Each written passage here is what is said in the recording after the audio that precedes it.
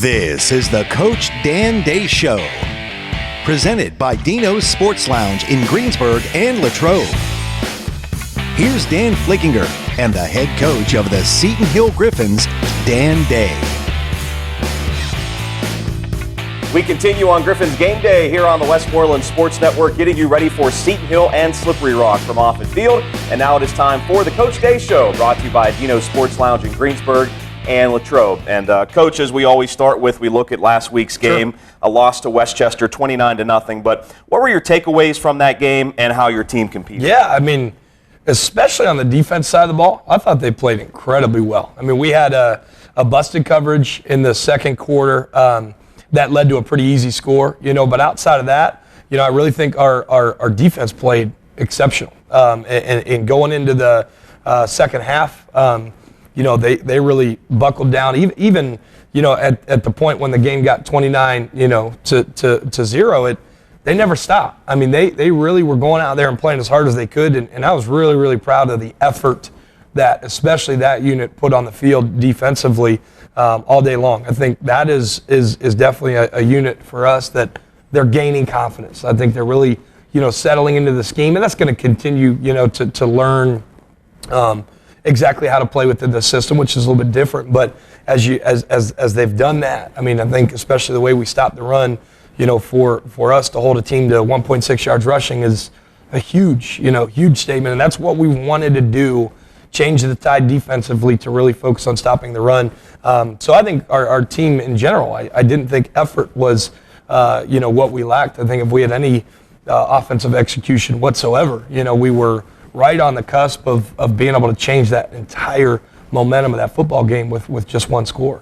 Well, it seemed like there was one point of the game that really kind of changed the complexion of the game. Westchester gets off a beautiful punt, pins you guys inside your own 1 yard line. Yep. It results in a safety. Yep. Westchester gets the ball early in the second quarter. You guys, it was a 2-0 game after one quarter.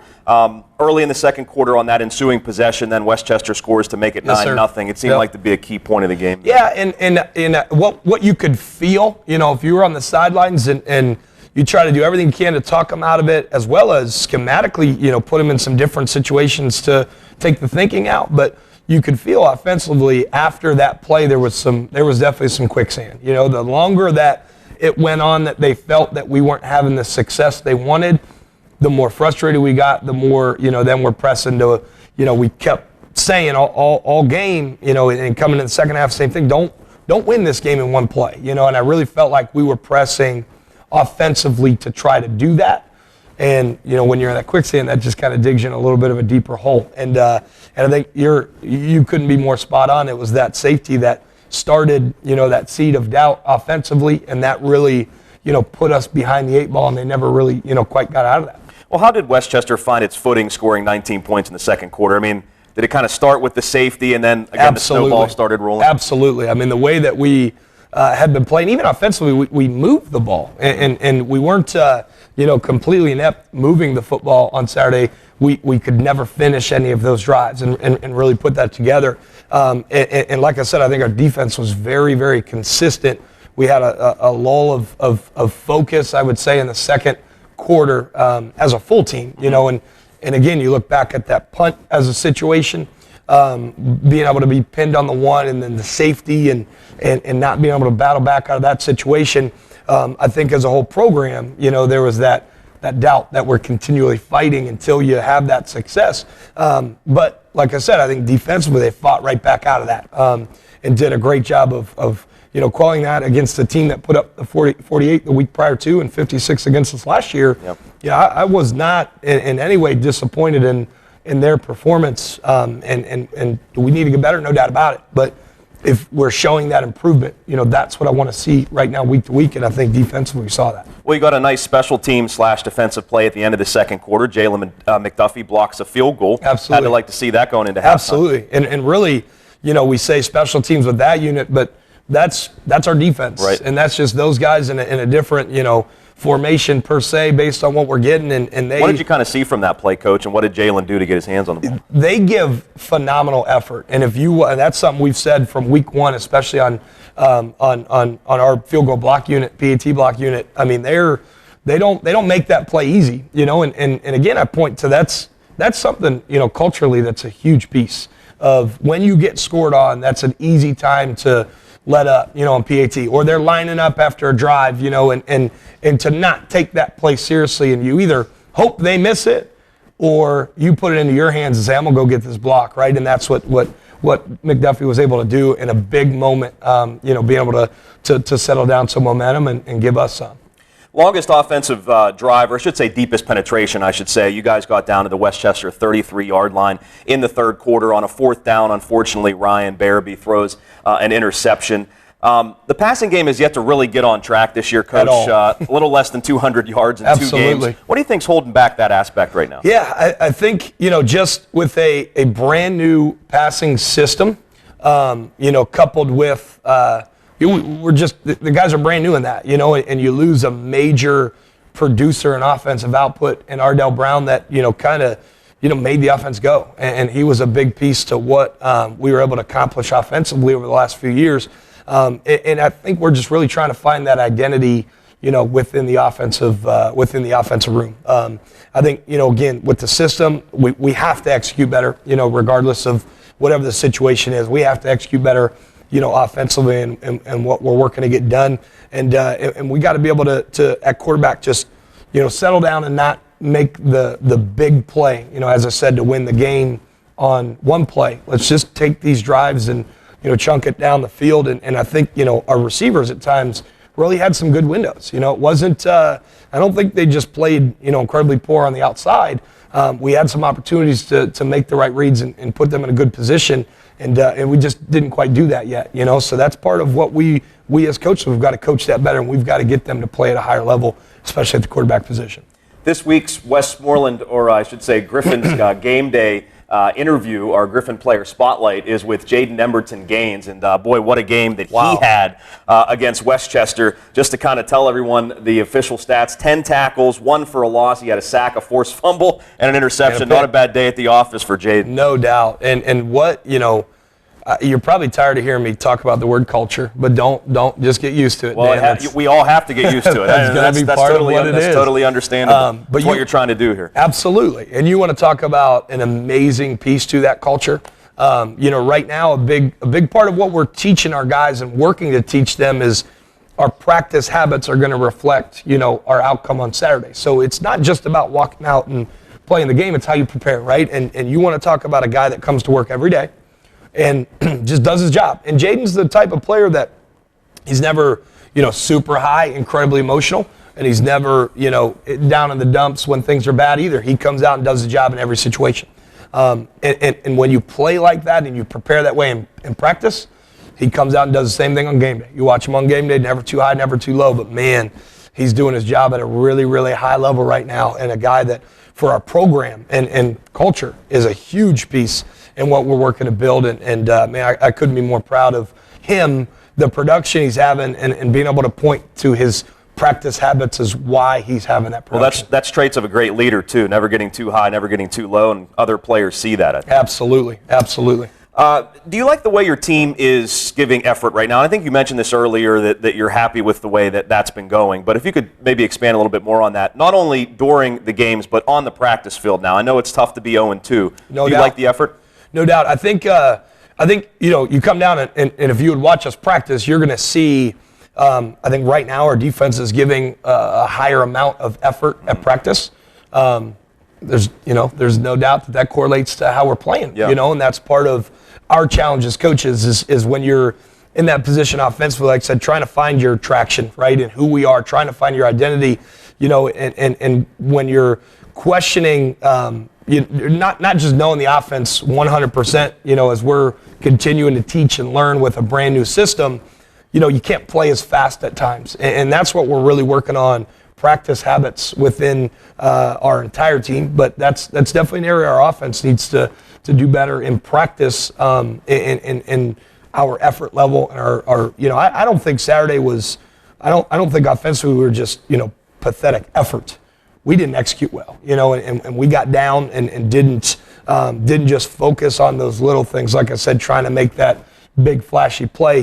When you get in those situations, you gotta rely on your body of work through practice of muscle memory and just doing it, right? So if we're not doing it hard at practice, how are you going to expect to do it hard on Saturdays? And that is the ultimate message and goal and what we have to continue to teach and coach, and that's how we have to change the program, right? It's hard to believe in, well, why am I going to go really, really hard on Tuesday, Wednesday, Thursday when we're playing the 17th team in the country, right? So if that's our mindset, it tells me we don't believe yet. I think we have more believers on defense right now. Practice hard, play hard, right? So that's part of our challenge is to understand right now we have to be better with the process. And that is what is most important for us to be able to reap the rewards of our hard work throughout the week and what we're doing. I just want to see us play really, really hard every play. And then when we add the execution piece to that as we continue to learn, man, the results are going to be there. I have no doubt about it. One of our broadcasters a couple of weeks ago, Tim McCabe, who used to coach at Norwin High School, great color guy for us, he made a good point, and something maybe I didn't really even think about before, and just how important practice is for football as opposed to other sports, because you're practicing way more than you're actually playing in games. And it really didn't click with me. I mean, if you think about it, it's obvious. No doubt. But how important practice is in football, because, again, you're playing baseball, you're playing most of the time more than practicing. Soccer, whatever, name the sport. But football, it's all about practice. Yep. To not pull a YouTube video out of Allen Iverson or whatever. Talk about practice, right? But yeah, it's so, it's so important. And that as again, going back to the culture, right? Great teams practice well.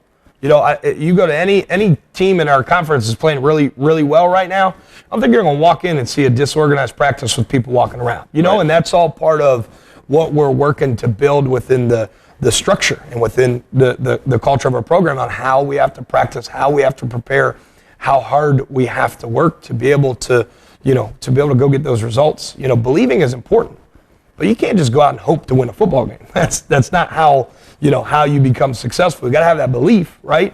We got to be able to perceive what we want to accomplish, put that into action throughout practice, and believe in that, and that's when you're going to be able to achieve your goals. Tough injury against Westchester. Logan Weiland not available this week. Fortunately, doesn't look to be serious. Yes. But can you kind of talk about the way that I guess we didn't get a chance to talk after the East Stroudsburg game, the way that he broke off a couple of huge runs and kept you guys in the game, and then, of course, who you expect to step up in his place here today. I mean, he works incredibly hard in every aspect. And, again, I talked about the effort piece. For him, his lack of success at Westchester was not because of his effort. I mean, we've got to open up more opportunities for him and give him a little bit more space, than we did. So it wasn't a lack of effort at all on his end, and he's another guy that prepares and practices really, really well and has continued to be all week long a great leader for us, for our football team, even through the injury. So we expect to see two guys stepping up, a name that's been on the roster for a while, who has been, really excited for an opportunity, and he's going to get it, on Saturday. So excited to see what he does in Aaron Mora. He's been here for a while, and really excited to see, like I said, just what he does with this opportunity. He couldn't be more amped up, ready to go. So I'm looking forward to seeing, that production. And then Jaquan McGriff, our freshman out of New York, he's got some really, really good wiggle, and he does a good job, just vision overall and what he does. And he can be a very, very explosive playmaker. So those are two guys that'll step up and shoulder some of that load for us at running back. We'll talk about today's opponent, Slippery Rock, coming up in a moment. You are watching Griffin's Game Day and the Coach Day Show here on the Westmoreland Sports Network. Don't forget you can see our chat with Coach Day during every Griffin's Game Day, which airs an hour prior to kickoff. Coming right back, we will talk about Slippery Rock right after these messages on the Westmoreland Sports Network.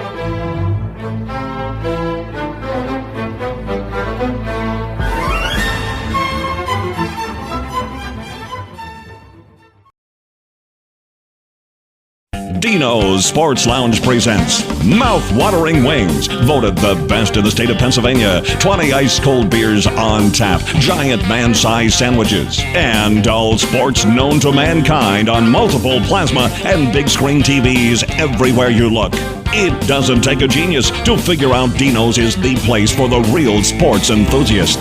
Dino's Sports Lounge. 2 locations, Route 30 Latrobe and Greensburg. Dino's reminds you to drink responsibly, have fun, stay safe. We all have different stories. We may think we don't have time to pursue a higher education because of how busy we are. But with Seton Hill University, my story matters. No matter how busy I am, I can still follow my dream of having a college degree with Seton Hill University's adult degree program. I want to be more.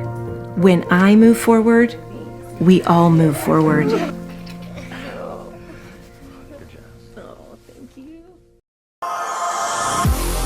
This is wide receiver Michael Lardo, and the Griffins play here, the Westmoreland Sports Network.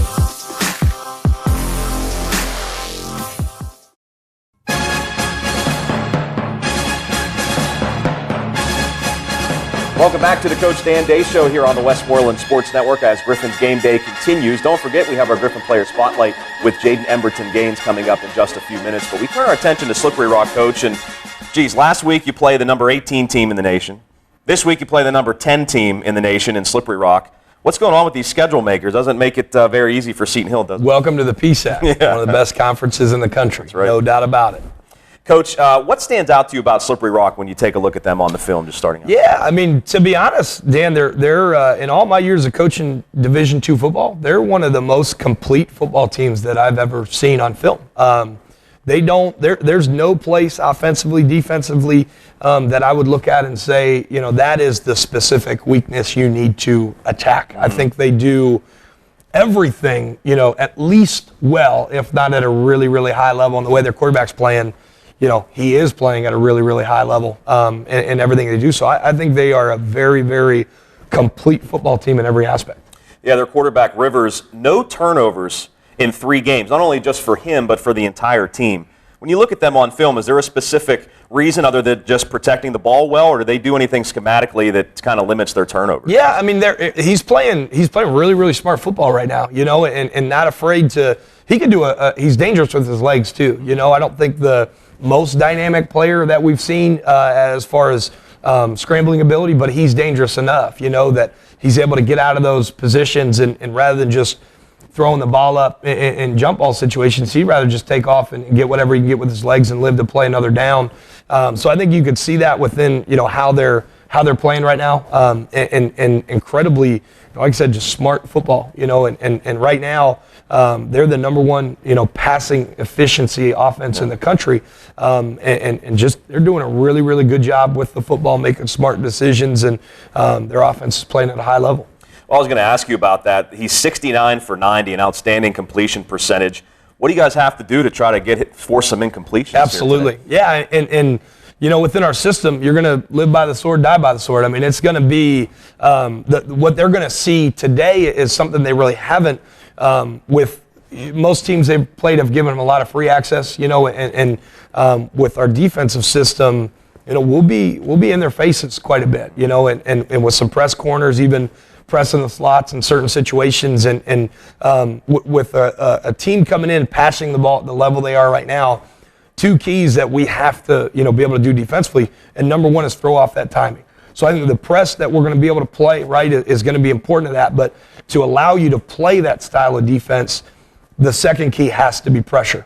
It has to be able to, not, you're going to press those DBs, it can't be 5 seconds to throw the football, right? We've got to do a better job of manufacturing the pressure in the box within what we're doing. So those are the biggest ways we have to work to slow down their offense.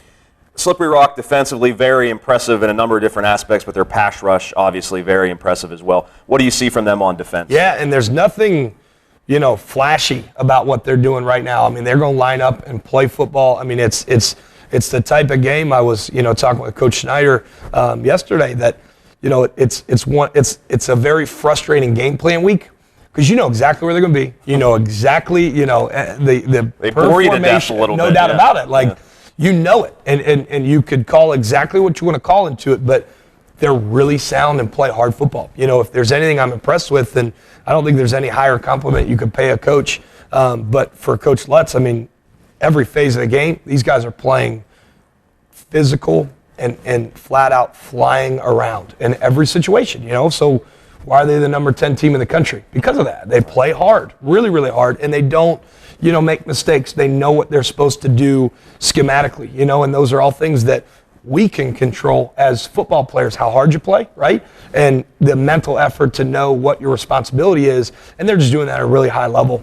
So as far as their pressure, it's not going to be exotic blitz packages. It's not going to be different fronts. They're going to line up and play, and play really, really hard, and you as a team better match that intensity. Coach, what would you say your keys to victory then are here today? Yeah, I think slowing their offense down for sure, and not allowing that passing attack to we got to frustrate them. I think if you look at this game overall, for us to walk off the field today with a win, we've got to be able to slow their passing attack down with some pressure, right, and without busting on coverages. Offensively, we told our guys flat out, the reality is you're not going to win a track meet with this team. They're incredibly explosive. So we have to stay on the field on third down. We have to have those conversions. The best thing, we can do right now is force them into a position where, they're going to start pressing offensively to have the success they've had the last few weeks. And if we can keep their offense off the field, us on offense sustain some drives and get them frustrated, that's our key to victory, is being able to throw them off of their game a little bit. Coach, a few years ago, wasn't that long ago at Offutt Field, Seton Hill pulled off an amazing 15, right? upset against Slippery Rock. 2015 was the year, and boy, was that a tremendous game. Let's do it again here today. Absolutely. How about it? We're going to work at that, no doubt about it. Coach, thank you so much for your Thank time. you. Appreciate it. That is Coach Dan Day of the Seton Hill Griffins. The Coach Day Show brought to you by Dino Sports Lounge in Greensburg and Latrobe. Brittany Petrangelo will talk with Jaden Emberton-Gaines in our Griffin Player Spotlight when we continue right after this quick message. It is Griffin's Game Day right here on the Westmoreland Sports Network, getting you ready for Seton Hill and Slippery Rock.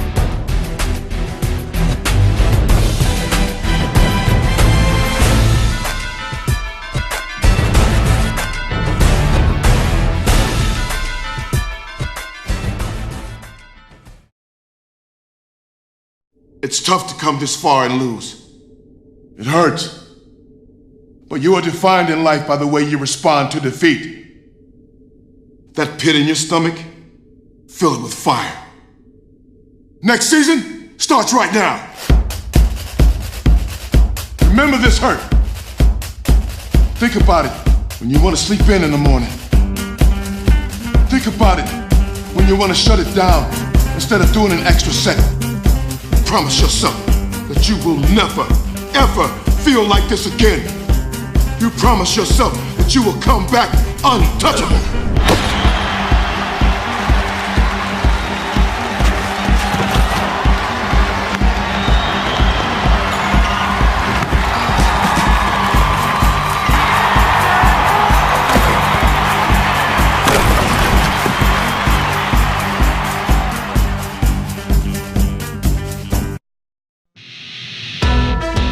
This is O-lineman Zach Kittner, and you're watching Seton Hill Football on Westmoreland Sports Network.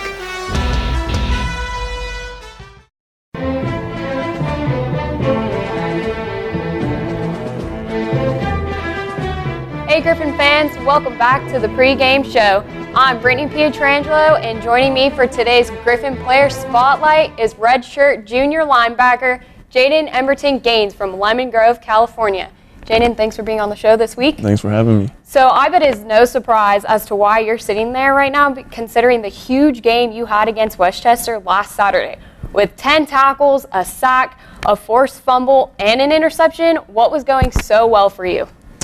I prepared during the week. I did my best to watch as much film as I could on these guys, and I just came in with the mentality that I knew they were the number 18 team in the nation, but I wanted to show them what I had and show them what we can do as Seton Hill Griffins. You definitely did that. So I know you didn't get the win, but was there anything specific that you liked about how your defense played against Westchester? Yeah, I liked how we stopped the run. We've definitely improved in that area over the last 3 years since I've been here. I think that we responded to adversity well during the game. We can improve in areas, improvement is always a key. But I feel like we've gotten better since I've been here, and I'm excited about what we can do this season. Of course. So you guys are 0-2, but we've definitely seen some improved play compared to last season. Mm-hmm. Do you see that improvement as well? Yeah, I think we all see it. The whole team has seen improvement. Fans, parents, and everybody has seen improvement. But we're not where we want to be yet. I know we're 0-2, but we're working every day trying to get better in practice, and we're focusing on the little things. The little things is what will take us to that next level as a team. Yeah. So this is a new defensive scheme than last year, obviously with the new coaching staff. What are some things you like about it? I think our coaches are very intelligent when it comes to the game of football. They spend hours upon hours studying the other team and putting us in the best position to be successful on the field, and I love that about them. So with that, talk about your role and responsibilities in this defense. You're the one calling the plays out there, right? Yep. Yeah, I'm calling the plays. I'm lining up at the Mike position this year instead of an outside linebacker, so I have a little bit of more responsibility making pre-snap calls and adjustments and everything, but I like it. I like having that extra freedom while I'm out there on the field, yeah. Of course. So what was this week's practice like for your team? Is there still the belief for a successful season? Oh yeah, definitely. I think the biggest difference from the years that I've been here to this year is just our mindset. I think we have a different mindset, different mentality that no matter what happens, we can overcome that adversity and we can be successful on and off the football field. Of course. So today your opponent is Slippery Rock. Yep. What did they like to do on offense, and what do you guys have to do defensively to slow them down? They definitely like to pass the ball a lot. They're definitely a team that will air it out, and we have to stop their pass game. We have to slow them down in that area and kind of get them to try to run the ball more, and that's our strong suit. So I think we gotta slow down the guys that they have at receiver and try to get pressure on the quarterback, and we should be good. All right. Well, best of luck. So, Jaden, we're going to end this interview with our quick 6 questions, just so the fans can get to know you a little better. You ready? Yep. What is your favorite part of playing football? I would say just the physicality and being able to, not hold back and release some of the anger and stress that I have that it built up from being a college student athlete, just being able to go out there on the field and do what I love most. So what do you like to do when you're not on the football field or in the classroom? I'm a big family guy. I love spending time with my family. I have a newborn little sister. She's 8 months now, so like getting to know her and spending a lot of time with her when I'm off the field, when I'm home. You got to be that role model, right? Yep. Perfect. Okay. So what's your favorite Netflix show right now? Stranger Things, without a doubt. What is your favorite fast food restaurant? Out here in Greensburg, I would say Chick-fil-A, but when I'm back home, I love going to In-N-Out. Same, Cali guy, Yeah. woo! Okay, if you could meet anyone in your life, who would it be and why? I would say LeBron James. I love what he does on and off the court. I feel like he's a great man, and he's definitely a role model for me in my life. And who has had the biggest influence on you in your life? I would say my parents. They definitely have had a big influence on my life in many different aspects, and they drive me and motivate me to be the best person I possibly can on and off the field. And lastly, what are you majoring here on Seton Hill? Exercise science. Oh, really? Yep. Okay. Well, all right, Jaden, thanks for being on the show this week, and best of luck today against Slippery Rock. Thank you very much. I'm Brittany Pietrangelo, and Griffin's Game Day continues next on Westmoreland Sports Network.